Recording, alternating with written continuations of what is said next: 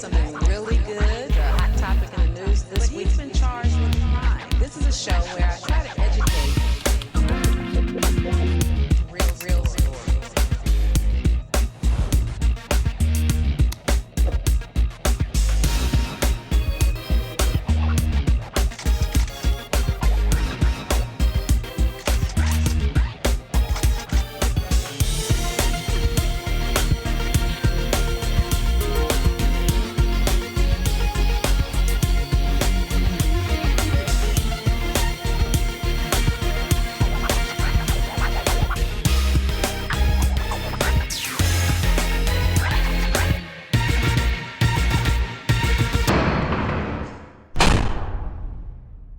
Let me get this. Thank you for watching Truth and Justice with Vivian King. We welcome you to a great story tonight by Miss Shaneka Lewis, aka Shaneka Lewis Ngom. I'm saying it like that because she has two last names, and some people know her as Ngom, and some people know her as Lewis. But anyway, and I also have my fantastic co-host, Mr. Damion Walker, yes, from Sir Jobs, and a formerly incarcerated individual who is here to help us educate about the criminal justice system and life after the criminal justice system. So I'm excited to see Miss Shaneka Lewis. We don't have women on very often, and I love it when I can get women to come on and tell their stories. She's a very interesting lady from Illinois, from O'Fallon, Illinois. She's here by way of St. Louis, where she stopped for 7 years before parking in Houston, Texas in 2014. We're glad you're here. Welcome, and tell us what you're doing in Houston. Yes, so tell us your story. Tell us your story. How you got involved with the criminal justice system. Tell me your story from the beginning. So from the beginning, this is how my journey started. So I've been emancipated since I was 15 years old. Now, how would you get emancipated at 15 years old? So my mother, I grew up in a system in foster care. We got taken away from our mother at 8 years old. It's just me and my sister. She only got two of us. And I pretty much kind of bounced around from the family. It was like the foster care going with the families though. You know, you're going with this family member, you're going with this cousin, you're going with this grandmother. In that process, I was being molested from the age of 5 to 10 and I didn't have a voice. And I just stayed quiet and I waited. I was really waiting on the age of 16 so that I knew that when I turned 16, I would be able to get a job and be able to take care of myself. And I knew that I would be able to just be my own boss. And so I went to school one day in O'Fallon, Illinois. So I went to O'Fallon High, and in the 10th grade, I went to school. This lady named Miss White, one of my teachers, she was biology. She said, Shaneka, I don't know what you got going on, but you're a very powerful person and you're smarter than a lot of kids here. I've never told a kid this in my life, but I'm gonna tell you this. And I said, what is it? I'm gonna do it. She said, you need to go home and tell your mother to emancipate you. And that means you're your own boss from this point forward. And you just run your own life like you're doing anyway. And I just walked out the classroom and went directly home to my mama and told her, you're doing your own thing. You know, you need to take me to the courthouse and emancipate me and let me be my own boss. And she did. And she did. She took me to the courthouse. She emancipated me, and that means giving up your rights of your child. And she emancipated me, and she let me fly. And I've been flying ever since. I've been gone ever since. I've been gone ever since. And so I ended up having a kid. I was a kid having a kid. I had my daughter at 17. She'll be 18 December 27th, and she is the top kid of the world in my eyes. She's an AP student. Is she your only child? She's the only child. Yes, ma'am. I kept it that way because everything that I learned. How old is she now? Child. She's 17 and she'll be 18. So you had her at 17 and she's 17. And she's 17 now. Ain't that amazing? And she's still a virgin and no kids. Hallelujah. Amen. Thank you, Jesus. Thank you, Jesus. So since that, I've been going through learning learning basically how to be a parent. So in 2011. I was in a domestic violence relationship and I end up just basically leaving everything. I left the car in the driveway. It just took off with me and my daughter walking up the street, and I promised God from that day forward, if he was to get me out of this situation, I would never go back. I end up winning a 2007 Chevy Malibu free and clear from St. Louis when I was homeless. I went homeless for at least 45 days in the streets. I give my daughter away to the pastor and his wife. I won my car December 6th of 2011, and I got my daughter back. I got my daughter back that day, but we were still homeless. I couldn't understand why God would bless me with a car and not give me a house first. But now I understand. Sleep in a car, at least. And I learned that he wanted me to drive home. because he gave me the car and they had so many Christmas gifts and it was so many gifts and everything. I couldn't even drive the car, so I had to take all those gifts to somebody else's house.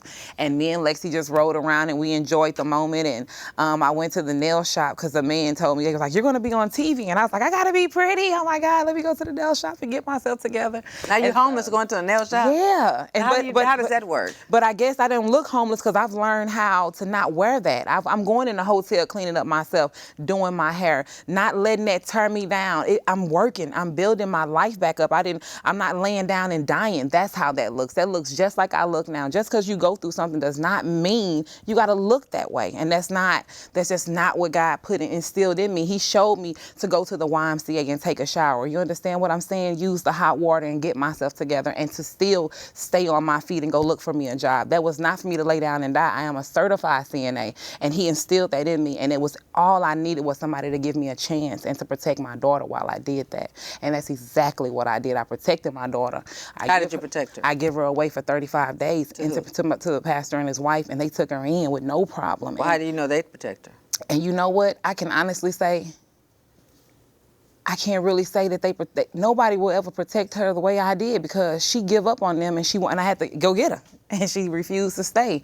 And she is the most strongest kid I know, because she came with me and lived in the car too. She didn't want to be. But how did you know that the pastor wouldn't molest her? But you know what? In my spirit, I just went off my spirit. Okay. That's how I knew, it just went off my spirit. And my daughter's we stayed in contact. We talked every day. I did everything with my daughter that I would have done if I had her. It's just that I knew that she wasn't on the streets with me, and that was the end of it. And she had her own cell phone. I kept in contact with my baby. I gave my baby everything. So I counted every day of the 35 days. That's how I can tell you the exact day. 35, you understand? So that's another reason why I'm so passionate about what I do. So within that being said, me going to the nail shop, me telling somebody at the nail shop that I was homeless, the man said the same thing that you just said.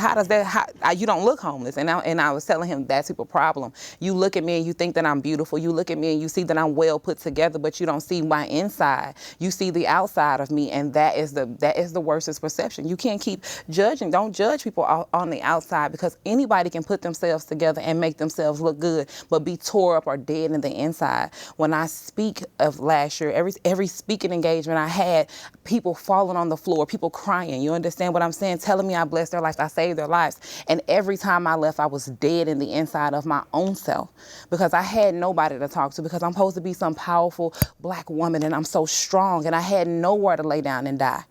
And so I got that. An investor heard about what I was doing and give me that option. But within this 2011, me getting my daughter back, I got her back, and I ended up getting my apartment on December 18th of 2011, and we have never been homeless since. In St. Louis? In St. Louis, though. I ended up feeling a knot in the back of my head in 2012, and I didn't know what it was, but I went to the hospital. They checked it out. It ended up being a brain tumor. So I had a brain tumor big as a softball. I had my surgery August 13th of 2012.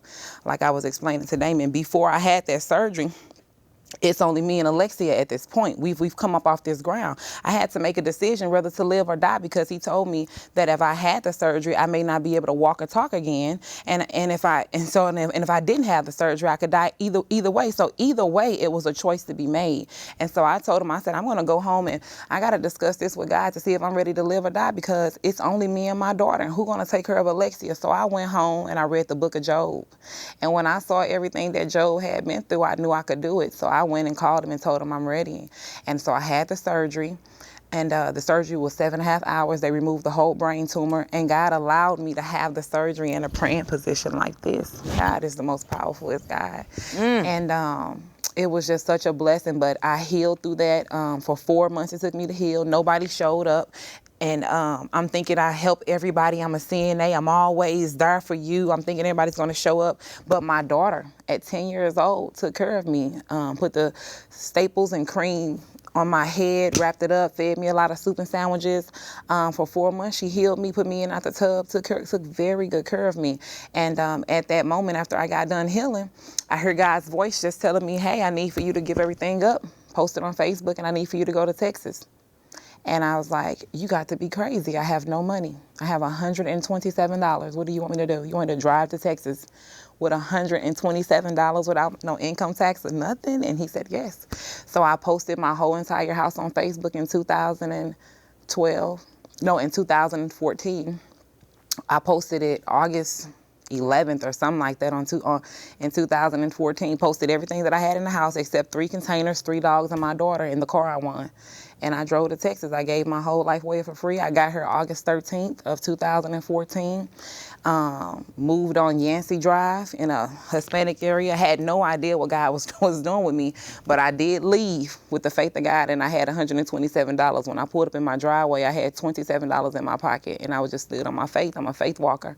And I already had the job before I got to Texas because I got that over the phone as a CNA. I already had got my apartment in Texas because I got that over the phone. I was using my unemployment checks to pay the rent through the mail. And people just kept saying, you crazy? You're going to go to Texas and nothing's going to be there. You're going to go to Texas, you mailing your money up there. But when I tell you, God is a faithful God. He told me that somebody would be waiting on me when I got here. I have no family. It's just me and Alexa. We know nobody in Texas. And when I pulled up in my driveway, it was a man sitting on the stoop. And he said, are you Shaneka? And I was like, hold on. Mm-hmm. I've never talked to a man the whole entire time I've been in my process. And I said, who are you? And he said, my wife sent me here to wait for you. You were supposed to be here at 3:30. And I said, I know. I said, my mama is an alcoholic. And I did not know the next time that God would allow me to see her again. And she was so intoxicated. I was trying to wait for her to wake up so she could see me off and see me leave because I didn't know when I would be returning. And that's why I got here at 5:30 instead of 3:30 because I waited 2 hours late. But he had been sitting there waiting on me. And it's just been, the journey has just been so amazing. So like I was telling him, the company God sent me to work for, I worked for them. By September 26th, I was already suing them for discrimination.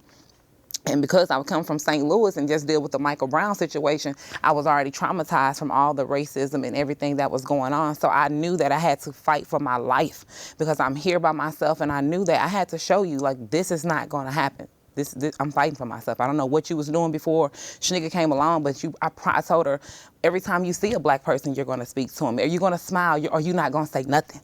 Because I'm going to make you remember us. And that's exactly what happened. So I won $25,000 3 months after I got here, sued for discrimination. And what kind of company was it? It was a nursing home. I do nursing. And so God put me in Methodist, and this is how the journey got started. I was working at Methodist from October 20th of 2014 until June 27th of 2016. God told me to clock out and go home.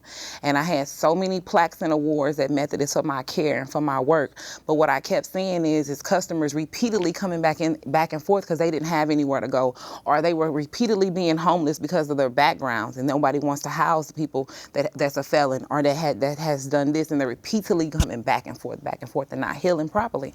And so I already kept telling them that I work for God. It was seeming like they wouldn't really believe in what I was saying, but they believe me now for sure. Mm-hmm. For sure they believe me now. So I clocked out June 20. First of all, I graduated from my high school diploma June 11th of 2016 because Alexia was graduating June 10th, and I was not going to let her go to high school, and I didn't go to high school first. And so she graduated June 10th into high school, and I graduated June 11th from high school. How'd you do that? And I went and took my high school diploma. I went to a school and got into high school. And went through the high school process. Explain that to me. I don't understand. And so, how a grown woman goes to high school. I'm confused. Is it a program? It's a program. Okay. It's a program. It's a high school program that you go through for adults. For adults. Yes, ma'am. Is it at HCC? It's at a church. It was at a church, and the church is over here in the Sunnyside community, and it's called Knowledge First. That's the name of the program. It's Knowledge First High School Diploma Academy. And I'm just. How long do you have to go for? I think I did it for like 5 or 6 months. It took me 5 or 6 months because it's a program that you move at your own pace. So it's however fast you want to move. It's wherever you stopped at in high school. I went to the 10th grade and then go for my 11th and 12th. So I had to complete the 11th and the 12th grade. So they go back and get your. So they go back, yeah. So I had to go back and get my transcripts from O'Fallon High. Go get them from. I was the move around kid because we were always shuffled. So I went and got the transcript from O'Fallon High. Went and got the transcript from Belleville East, and we put that together, and we just went from there of what I needed to learn. You understand? And it's not a GED. It's not a GED. I've heard about a it's a program high like this school before. diploma. Yeah, it's totally different, and so I feel very special. I'm very proud of it. I was already smart. It's just that the high school diploma is what holds you back. You must get your high school diploma. It doesn't matter how smart you are. You cannot further your education unless you plan on paying for it. You cannot receive financial aid without it. It was a lot of things that I was being held back in Illinois and St. Louis that I kept hearing that Texas was a second chance state, and it is. If people don't understand what a second chance is, your whole entire life starts over if you come to Texas. I know that much, and mine's did. And I'm just so grateful. I have had the most love and the best experience out of my whole entire life. I've never owned a company. I've never been the founder of a foundation like I am now. Just coming from where I'm coming from, I just didn't know all of this was possible, but God made it possible for me. And so now what I do is I house the homeless, elderly, disabled, and turn them into entrepreneurs. And I literally... How did that start? Because you talked about you being a fighter, so I want to go back just a little bit. You talked about you being a fighter, so you was going through and you were in some abusive relationships with family or whoever was who you were staying with, then you fought all the way through, you had a domestic violence situation, you were homeless, you got here and you had to fight for your right as a person, you sued somebody. So what does that mean that you're a fighter in a situation where you're now and the people that you deal with?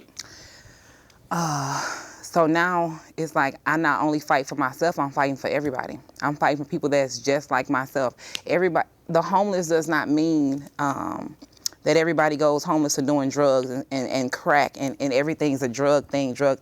I went homeless for a whole different reason. So you have to be a fighter and to fight for your life and to be able to fight for others.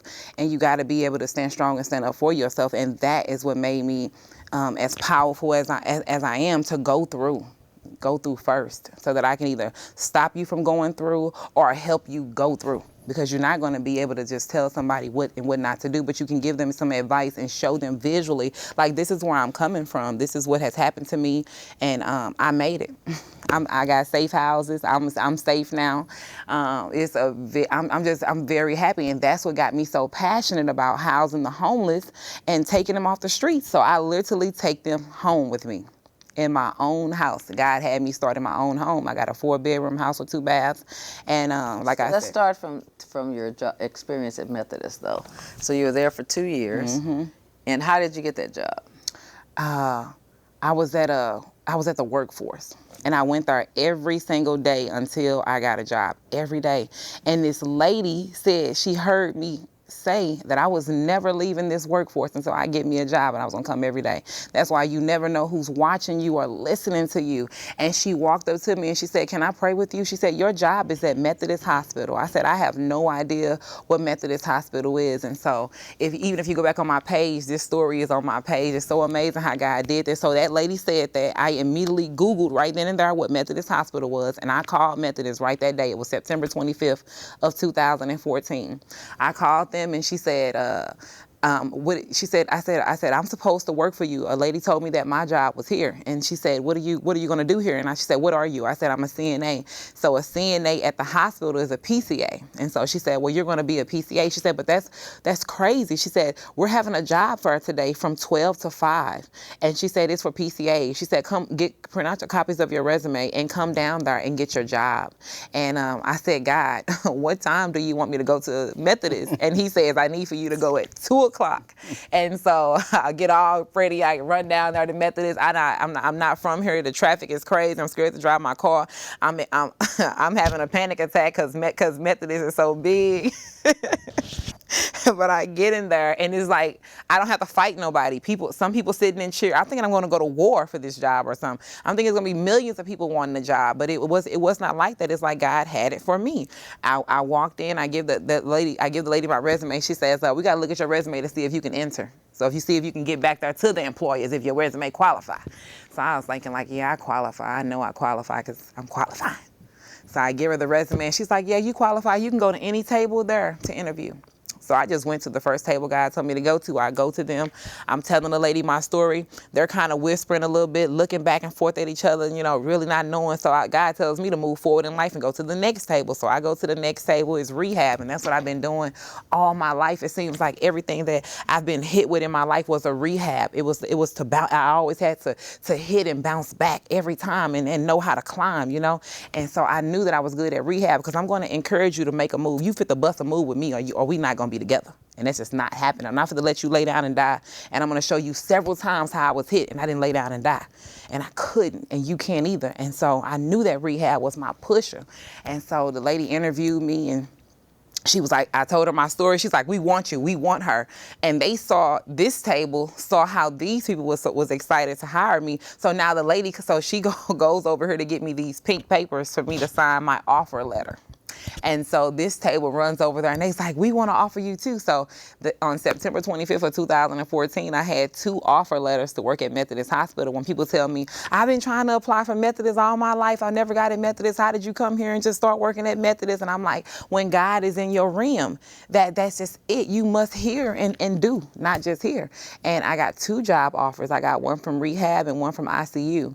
And so I chose rehab because I knew that that's where my calling was at, and that's where I was chose. They chose me first, and while they were trying to make up their minds, And that's how I ended up at Methodist, in the rehab floor. And it's just been, Methodist has been such a blessing to me now. Now I receive Methodist clients instead of working for Methodist. So tell me what you did at Methodist. So I was a PCA. And what did you do? And I was taking care of people. I worked on the heart floor. I deal with clients that had heart surgery, gastric bypass surgery, any type of surgery. They would come to our floor to be rehabbed or to be retrained or just to heal.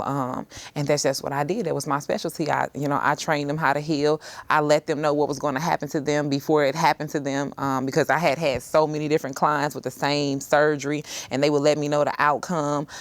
They made me the chairman of HCAP, that is over all of the customer service of the hospital. They wanted to know what I felt like, how I felt like, and how was my scores so high? And I kept telling them it's only off of love. I only treated people like I wanted to be treated. I only done what they wanted me to do. If you told me, Shaneka, I'm having surgery in the morning, but I like black coffee and Snickers, I would make sure that when you got out of surgery, you had black coffee and Snickers, whether you could eat it or not. It was a thought that I wanted you to know I was waiting on you. You understand? And it's just that I just cared. Bottom line, I just really cared about the person, and that's what makes me good and successful in what I got going on now. I'm in my expanding season now, and I'm just loving it. It's scary, but... Well, let's go still stay at Methodist. So tell me how you go from Methodist. Like, what's the next step? Have you already put your business plan in order, or do you just quit and start from scratch? I just quit and start from scratch. Even though you're loving your job? I just quit. I literally go to the time clock and clock out on June 27th. I went there and I heard God's voice clear as day tell me you can clock out and go home. I walked to the supervisor. I told her, I said, look, I work for God. I told you that. I've been telling you that the whole time, and I'm going home now. And she didn't believe me. Thought I had a nervous breakdown. I never had a nervous breakdown. I quit June 27th of 2016. You didn't give them 2-week notice? Nothing. I clocked out. Do you hear me? They sent everybody to my house, all my co-workers, everybody telling me that I can come back and clock in like nothing ever happened. They just know I had a nervous breakdown. I'm telling them none of that happened. And I'm so thankful I stuck to my grounds, because I left June 27th of 2016 and I got my first client July 7th of 2016. And I still have him right now to this day. How did you get him? And I got him from Cornerstone Hospital. And they told me that how did that happen? If I can make him exist, that's so amazing that you say that. How did that happen? I went to St. Dominique's nursing home. I thought that I was going for a job as a CNA at the nursing home, and they kept complaining about a man named Bob Taylor. And I'm the type of person where I like the challenge. Now let me stop you. You quit Memorial. No, I quit Methodist. Methodist. You quit Methodist Hospital, but yet you're still looking for another job somewhere else. I was looking for a job because I felt like... I thought you were going home. That's what I thought too, but because I was a busybody, I was there and I didn't know exactly what was going on. And I called this job and they said I can come get a job right away. So I was thinking like, okay, let me go get a PRN job. PRN is as needed. I'm not trapped in nobody's job. Nobody is making me work 12-hour shifts because I'm not used to that. So that put me in depression. That to work 12-hour shifts repeatedly, no matter how good I was, no matter what I was doing. For my personal life, it was not good because it's only me and Alexia the whole entire time. So the YMCA became my best friend and my babysitter, and I appreciate you, YMCA. So you were looking for like that freedom. You still I was wanted looking to for do that that. A normal freedom. 8-hour shift or something. Yeah, and just the freedom. You know, I thought that's what Shaneka wanted to. That's what I thought Shaneka was doing, but that is not what happened. I went to that nursing home, and it was for Bob Taylor. I ended up going to the nursing home. They were talking about a man named Bob Taylor, and the lady kept saying she's going to interview us and walk us around this building. So I said, ma'am, y'all steady talking about Bob Taylor. Can I see where Bob Taylor's at? And she's like, yeah.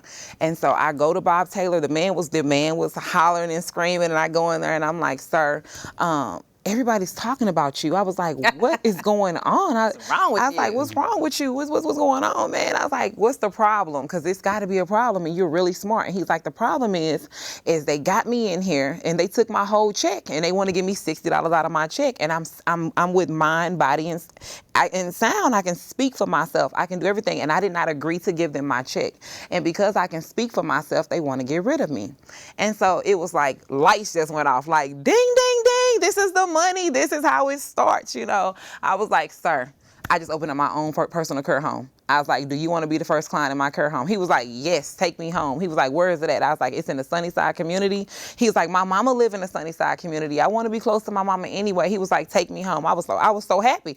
I left out the room. How old was he? He was like 54. Oh, so he wasn't that old. He What wasn't was wrong with old. He had his legs amputated.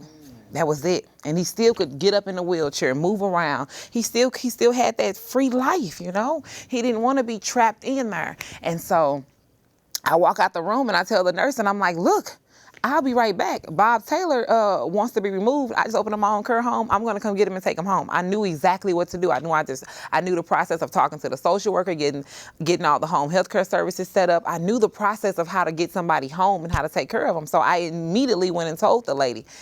It literally, by the time I walked and told this lady that I was taking this man out of here and come back to his room, he was gone. It was like he vanished on the earth. He just vanished. And so I went back and I said, oh my God, where is this man at? And they said, we just sent him to Methodist Hospital because he has an infection. So I know everybody at Methodist. So I'm immediately calling Methodist, like calling all my friends, like, look, find this man. His name is Bob Taylor. He's in the system. I was coming back to get him. They sent him to you. I was like, find him. They telling me, Shaneka, he's not in our system. I'm like, no, that's impossible. So I go in his room and I stand there and I said, God, if you want me to have Bob Taylor, give me Bob Taylor then. And all I hear God tells me is Cornerstone. And so I just immediately started Googling Cornerstone, and 5 cornerstones popped up. And so I said, well, now which one is it now? And he says, call the first one. I called the first cornerstone. It was in the medical center. I said, hello, my name is Shaneka Lewis, and I'm looking for a man named Bob Taylor. She said, Bob Taylor is here. I was like, he is? She's like, yes. I was like, thank you, God, for me finding Bob Taylor. And so she was like, ma'am, when do you want to Interesting. She was like, ma'am, so when you gonna be picking Bob Taylor up? Because we're gonna be releasing Bob Taylor tomorrow. I was like, oh, I can come get him. I can come get him right now. She's like, nah, we're gonna release him tomorrow to you. She's like, what's the correct spelling of your name? I was like, my name is Shaneka Lewis. It's Shaneka. My last name is Lewis, Lewis. She's like, what is your address? I give her my address, 4606 White Rock, Houston, Texas, 77051. And she write everything down. This is Wednesday. She said, ma'am, do you want us to deliver him to you, or do you want us to pick him up? I said, I met him. I met him already at the nursing home. I'll pick him up, ma'am. I know exactly how to get him in the car. I know he's an amputee. I'm coming to get him. She says, okay. I get up there to get him, and she says, Bob Taylor's outside. I said, nah, Bob Taylor not outside, because when I walked in Cornerstone, it was a white man sitting there with some legs smoking a cigarette. She said, Bob Taylor outside. I said, no, ma'am, Bob Taylor not outside. That's not what I'm looking for. So she says, I know my patient. I said, and I know mine. She said, well, come on, let's go then. I said, well, come on, let's go. So she takes me to Bob Taylor's room. She said, see, I told you that Bob Taylor was outside. I said, and see, I told you that's not my Bob Taylor. My Bob Taylor is black with no legs. What Bob Taylor you have? She said, my Bob Taylor is outside smoking a cigarette. He a white man with legs. I said, look, now I don't know what God is doing. I don't know. But that's not my Bob Taylor. So next thing you know, Bob Taylor coming up the hallway, and she said, see, there's Bob Taylor. I said, and see, that's not him. Bottom line. She's like, but your name is on all the paperwork. He belongs to you. You all he has. He doesn't even exist. And so I said, but I'm going to show you that this is not the guy. He rolls up. He went in the room, and she's standing there. I'm standing there. She said, do you know this lady? He says, no. And she said, do you know this man? I say, no. She said, this is Bob Taylor. He belongs to you. You take him home now. I said, Bob, do you know who I am? He says, no. I said, and I don't know who you are. I said, but this is it. I just opened up my own personal care home. Do you want to be the first client in my care home or not? He said, take me home.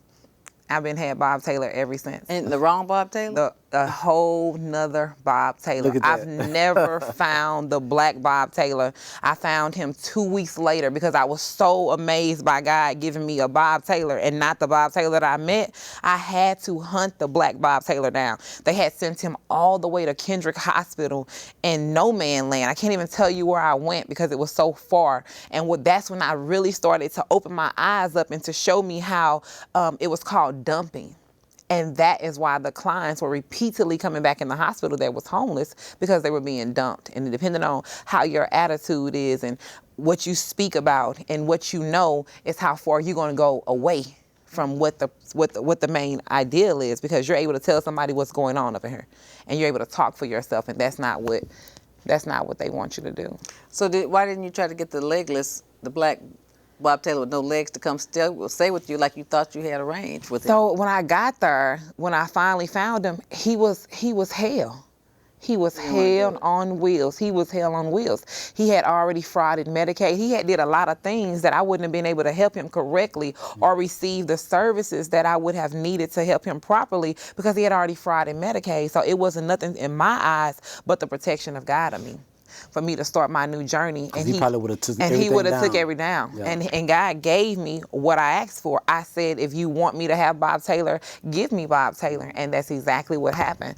And that's how my life got started, with Bob Taylor. So since 2016, you've had Bob Taylor. The other Bob Taylor. Yeah. And how do y'all get along, since that's not the person you're supposed to have? Perfect. He's homeless too? He was homeless too? Mm-hmm. No homeless, nowhere to go, no family, no nothing. And he was 52 when I got him. What was his condition? And he just had memory loss.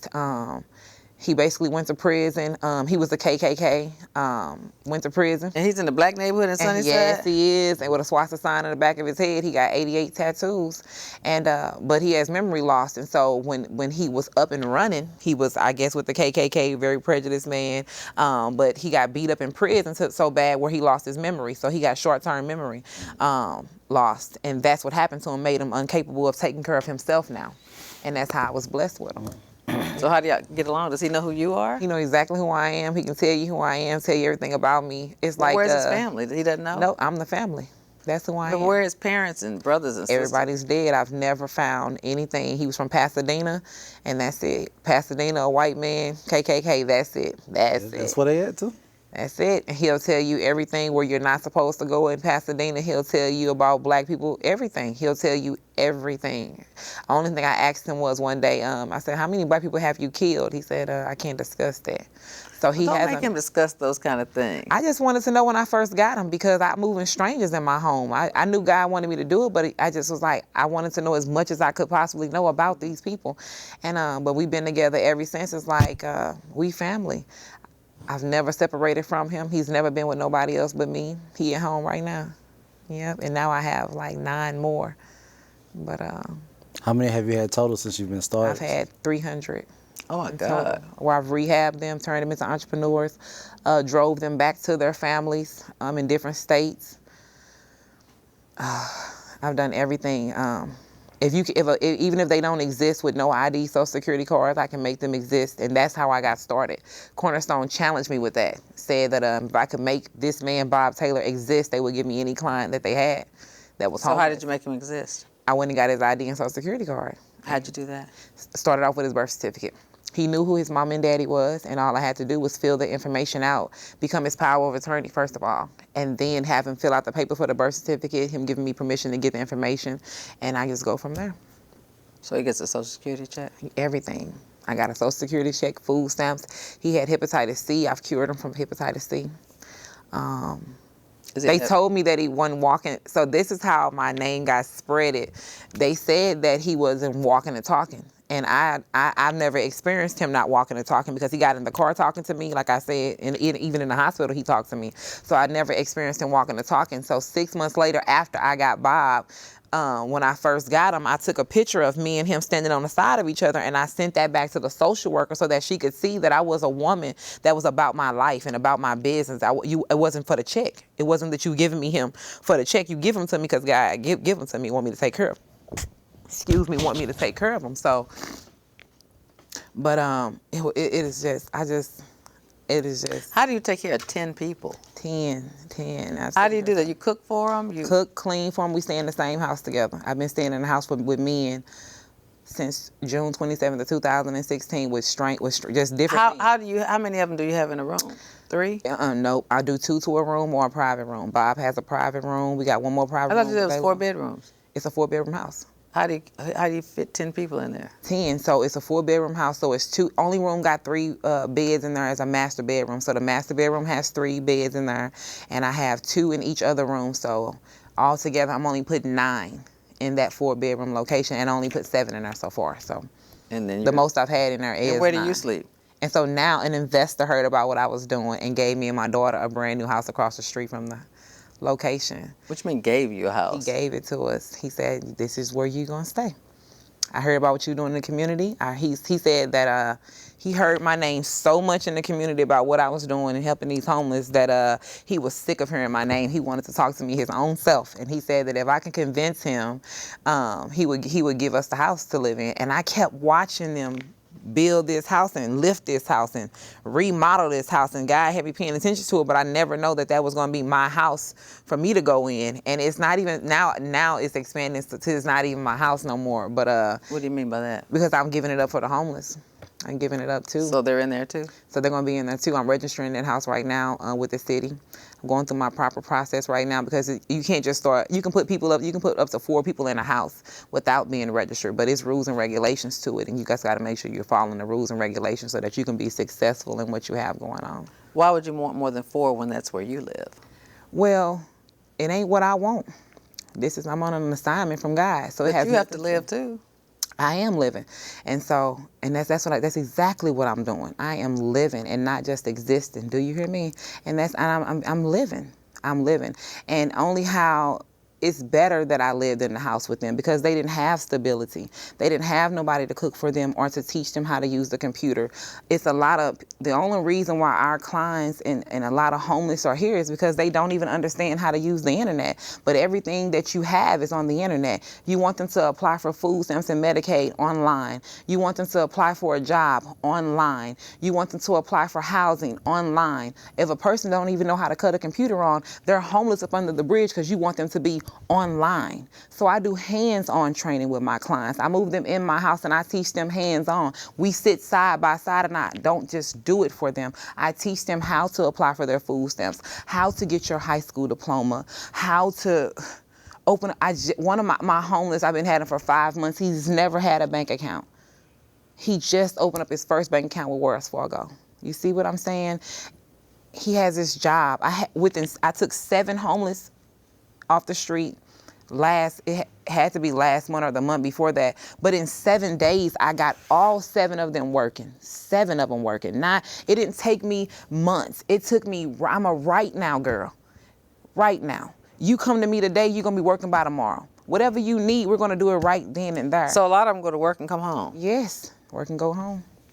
How do you decide what to charge them? I do income based. What's that mean? That means whatever you make, I judge you off your income. So if your check's $771, I'm going to charge you $650 a month, allow you to keep the rest of the money in your pocket, live free, teach you how to apply for your food stamps so that you can provide food for yourself and everybody that's in the house. Because in my homes, I teach you how to live as one. White, pink, and purple, we all live together. I have all races in my house right now.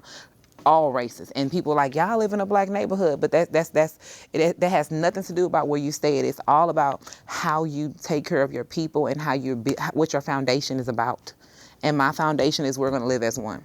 So whatever you don't have, we're going to make sure you're taken care of until you get there. Because you're getting people that don't have anything. So if they don't have an ID and Social Security card, they could not apply for no Social Security benefits. And they don't even know how because it's on the computer. So you got to go down here, go through the process. They're already frustrated. Some of these people can't even read because they're so old, or they're country boys. And what I'm learning now is the country boys and the city boys are two different things. The country boys know how to they know how to ride the bulls and tie them up and ride the horses, and they know how to milk the cows, and that's what they were doing. They know how to build houses, and they do certain things. This man may not ever even saw a cow, and they've never even been in the country. And so that's why we're housing together, and we all learn from each other.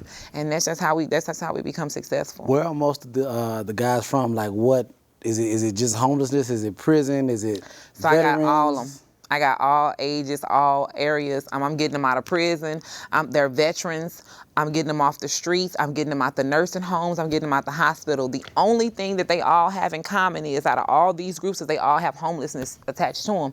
Everybody needs to be stable, no matter where you're coming from. So that's why I'm opening up an alternative house for the non-offenders that's coming out of prison, because they don't have anywhere to go when they come out. It's people in prison that's been in there for so long that they can't parole out because they don't have an address. So if you have an alternative house, you can get them to come home. So like I was like, so within my program, it's like I became a Christian counselor. I went to school from January 2nd. I graduated May 10th of this year. I'm a certified Christian counselor now, just so that I can get in the justice system, to be in there to talk to the men before they are released. Because I can release you and bring you home, but why not educate you before you even get out of there? Why can I not have your ID and Social Security card already on the map? Why should I not have you already a job? Not let you just come stay at my house? And so that's what I do, and I'm standing on it, and I will never give up on this. So I was going around asking different employers who would house these people, or if I'm doing the housing, are you willing to give them a job? And so since I got so sick of people lying, telling me, you do the housing, I'll give you a job, I said, God, I'm just gonna do it myself. So I opened up a construction company called Second Chance Affordable Construction Company, and now I'm in my process right now of getting my paperwork done, getting approved for my certification. So now I'm in control. I don't have to keep asking you. I'm a doer. I don't have time for the lies. Either you're gonna help me with these people or you're not. But since you may want to help or you may not want to help, I'm gonna show you what I'm gonna do, because I'm about that.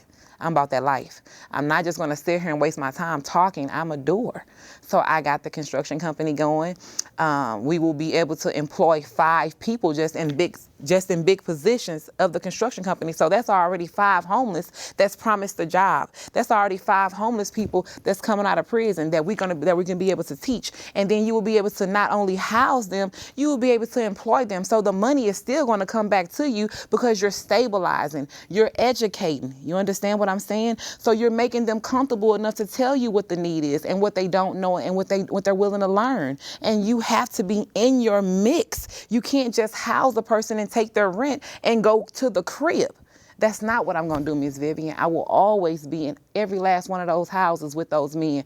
I will be coaching them every day. I will be touching on whatever they need.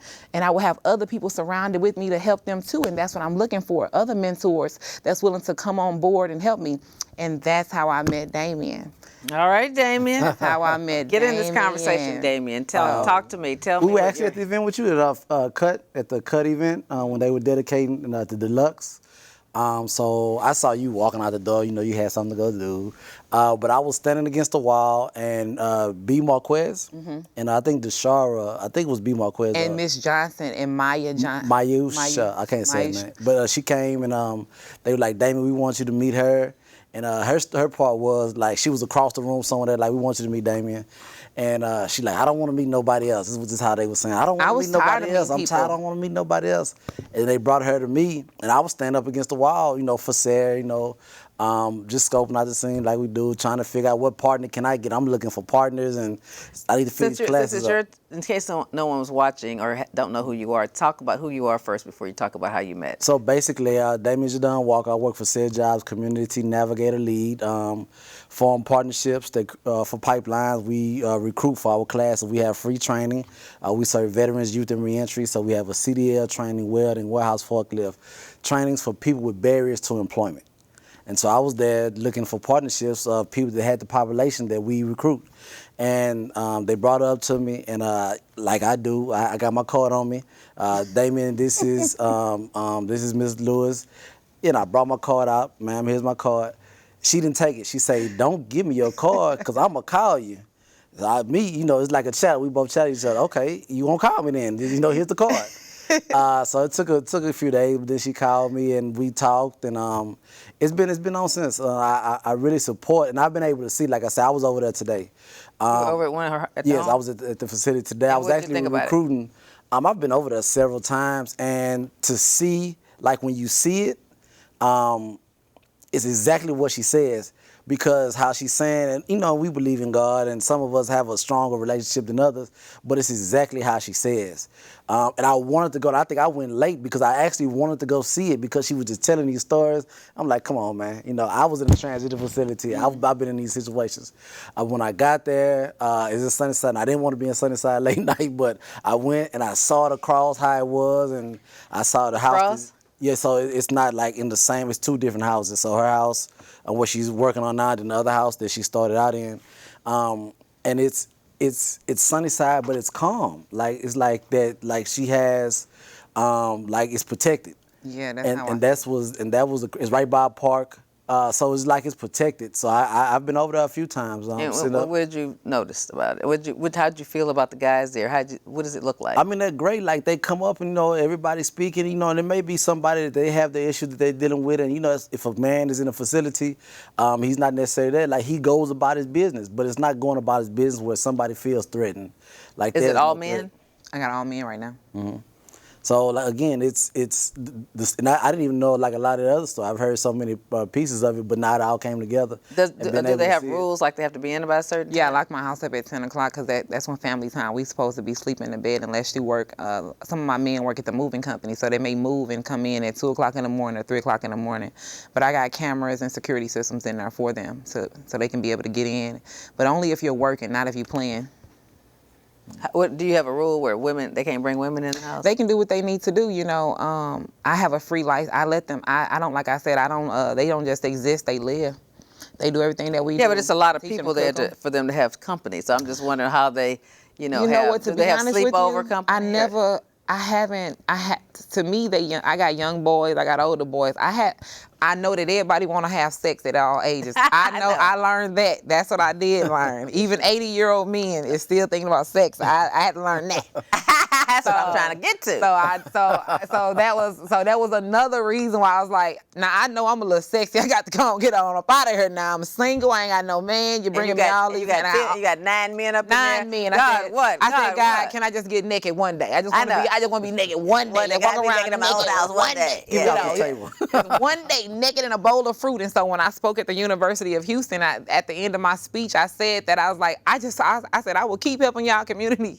I just need somebody to give me a hotel room or something so I can just be naked with a bowl of fruit. And I promise you, I get right back to it the next day. Soon as I got to my car, I got a text message from somebody saying, we love you so much. We want you to go wherever you want to go. Pick any Hilton hotel you want to go to. We pay for everything, And I thought it was a joke, but it was not a joke. Whoever that is, if you're watching, thank you so much. I don't know who you are, who did it, but whoever it was put us at the first class Hilton hotel. I got to go to the top. Only your special key get you to the top. I'm learning where I'm going to the top now. And so I got to go up there, and that was the first thing I did was got naked with my bowl of fruit. Yeah, that's right. So somebody was listening to what I was saying. So back to how the men handle all these men living in the house. But how do they take company? Or do they have to go out? I seen them go out. I saw them go out. And they can spend the night out. They can spend the night. They just can't come in after 10? They can't come in after 10. Unless they have a job. Unless they got a job. If you spend the night out, spending the night out. Can they drink at the house? No, I don't want none of that. I don't want that. Can they smoke weed? I don't want that. They can do anything they want to do outside of. So if you catch them, do they get kicked out? It ain't no catching them. They just like me and you. Just like me and you. My thing is, I got a rule. And they drink? Did you say they can? They can drink. They can enjoy themselves. If you there. cannot handle what you have going on, then you can't. Because I think in the ones they call safe houses, there used to be going across the street from my office. They didn't let them drink or do drugs. And why would you not? They gonna do it anyway. So that's why I don't want it. Maybe it's a sober house. Maybe it's one that's maybe I think it's a sober house. So if I have a get together, I'm actually a lucky baby because some of my people they don't even drink. So, but I do got 2 of them in there that I know for sure drink. And Well, I mean, you said your mother was an alcoholic. Do you drink? no, and I don't drink because of that. Yeah. You don't drink at all, or At just all, rarely? At all. I don't like it at all. I don't like Have the you taste tasted it of it. before? I taste like I'm seeing now that I'm getting out in the world, it seems like everybody has an open bar at every event I go to. And may I ask how old you are? I'm 35, and they ask, do you want a glass of wine? I see everybody is very beautiful, and they're drinking this glass of wine, and so I see that I'll get the glass of wine, and it's just literally just continuously sitting there, and Best not to if you don't. I You don't have a desire to. I don't have that. Do it. I don't have a desire for it. It doesn't bleed my blood. My mama was she was the nicest woman ever when she wasn't on alcohol, and she turned into a whole nother woman on alcohol. So that doesn't make me draw to it. And then she became very abusive on alcohol. So I never wanted to abuse my child. I never wanted to be like my mama. And so that's one reason why I just do not drink. And I do that and another reason, that does affect my business. That does affect me being able to handle and deal with the drunk. I had to go see a psychiatrist last year for 5 months, just going through the divorce and dealing with different men and dealing with different personalities. I forgot you were married. So you got married here in Houston? I got married in Africa. I mean, but was it the person you met here at St. Louis? He's in Africa. I got married in Africa, and my husband was in Africa. You met him in Africa? I met him on Facebook and married him like that. Well, I went to Africa and married him, but I ended up meeting him on Facebook in 2014 when I got to Texas. And he was already. So y'all never lived in the same place? We never lived in the same place until I was going to Africa, staying in Africa for 2-3 months at a time with him. Yes, ma'am. And that's how that opened my eyes up to a whole nother world, living in Africa, and a whole nother mindset of everything. So, like, back to the men, like the men respect me because I love them. You know, they don't do anything to disrespect me, and the ones that try to disrespect me, I've already got rid of them because I don't deal with lies. You can do anything that you want to do with me. I just need for you to keep it real with me and tell me the truth, because I cannot help you if you lie to me, no matter what you have done, regardless of what drugs you want to be on or do, you know. It's not even half the time they don't even think about drinking or drugs. They be want to smoke cigarettes and play video games and watch TV, and they're more happy me allowing them to cook, because a lot of care homes or personal care homes don't allow people to cook. They don't allow them to have this free life as I have. When I was telling Damion what I do and let them do, he was like, "Shaneka, that's crazy. I've been in one of these homes and I have not. What you doing? It's not how it goes." And I said it has to go this way because they have to be able to live like me and you.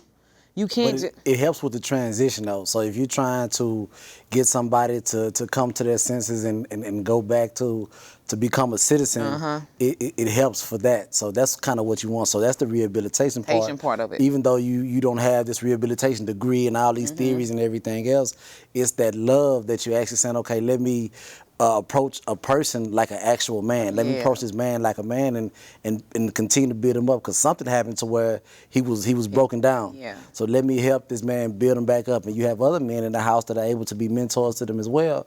And you're also working on getting other mentors for the men and other things too. So I think that's the aspect that you look at as far as how can these men, 300 people coming through a house, and to say now you only have 9, so 200 and whatever been through there. Been through there. It's amazing to just. So see what's the that. average stay?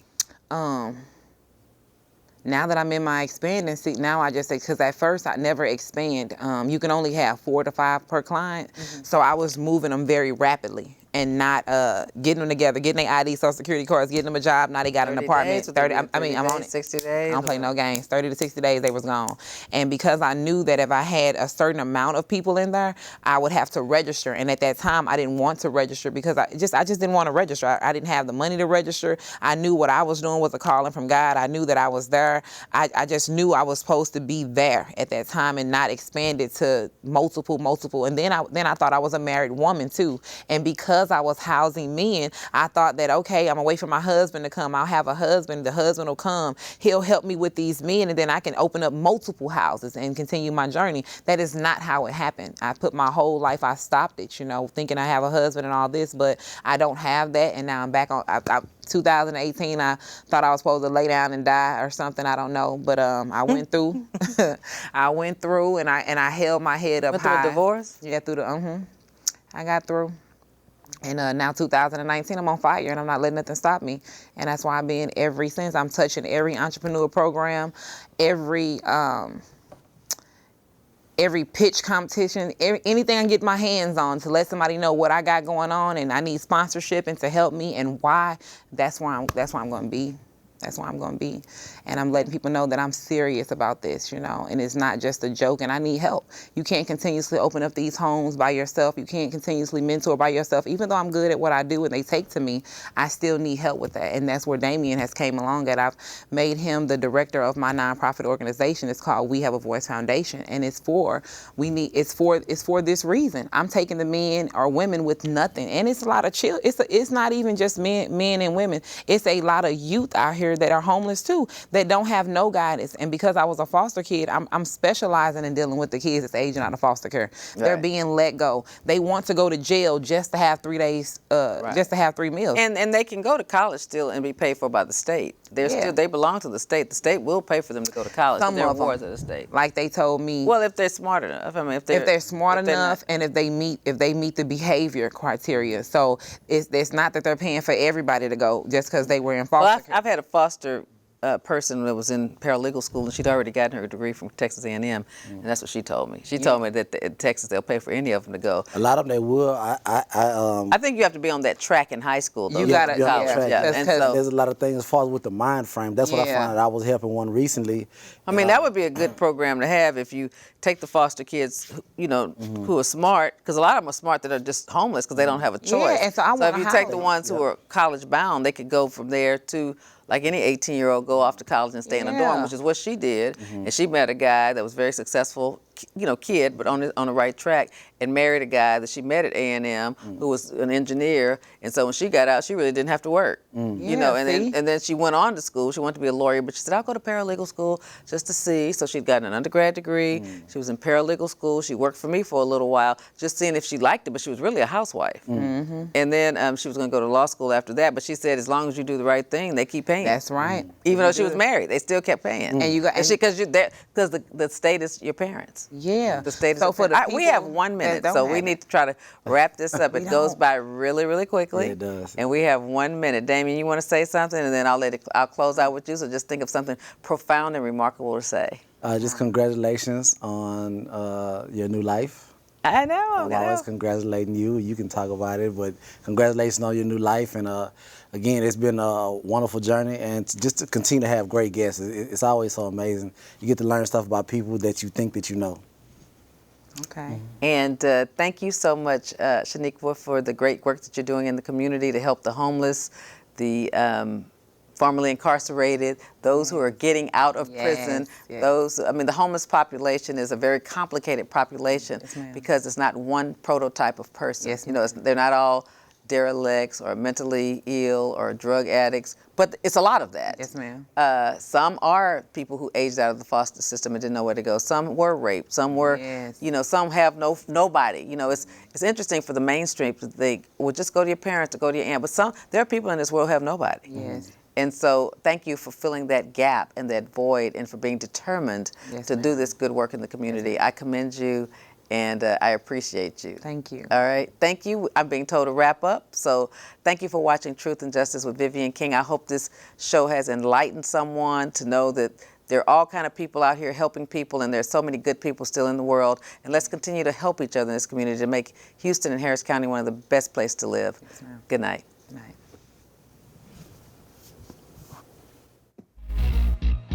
Thank you for tuning in again. Tonight we have something really good, a hot topic in the news this week's been charged with crime. This is a show where I try to educate real stories.